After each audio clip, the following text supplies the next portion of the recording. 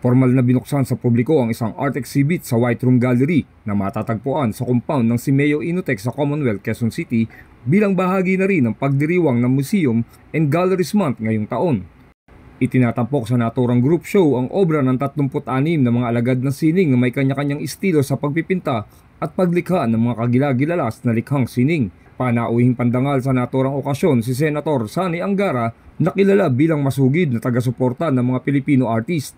Dumalo rin si dating DepEd Secretary at ngayon Direktor ng Simeo Inotech na si Leonor Liling Magtoles Briones.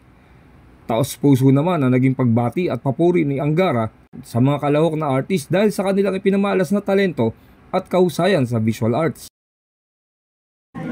Congratulations to all the Simeo Inotech exhibiting artists sa fantastic show, and talagang may pagmamalaki po na best of Philippine art, all styles and all generations represented.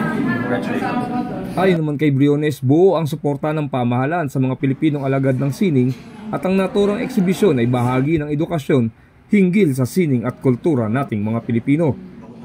Inotech Simeo Inotech is supported by the government, get an annual allotment from the government so that we can run this institution, but we have to earn our own food as well.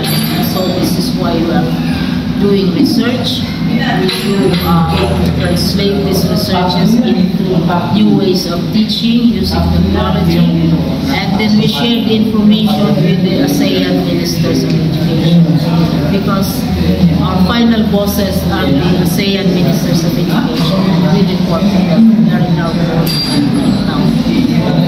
So government support has been there for the past 50 years. Sabi naman ng curator ng nasabing group exhibit na si Profesor Ruben Dodo Di Feo, bihira ang pagkakataon na magsama-sama ang mga malalaking pangalan sa hanay ng visual arts, kaya naman inaanyayahan ang lahat na pumasyal sa naturang exhibit. Come to the exhibit because this is a rare exhibit. Not every day will you see artists represented here together in one show. So when you see the exhibit, it is practically living Philippine art. Binansagan Don Winao, Our Gay Apparel, ang naturang pagtatanghal hango na rin sa isang pamosong Christmas Carol. Ako, si Chris Lucas reporting para sa Media House Express, ang kauna-unahang internet radio TV sa Pilipinas.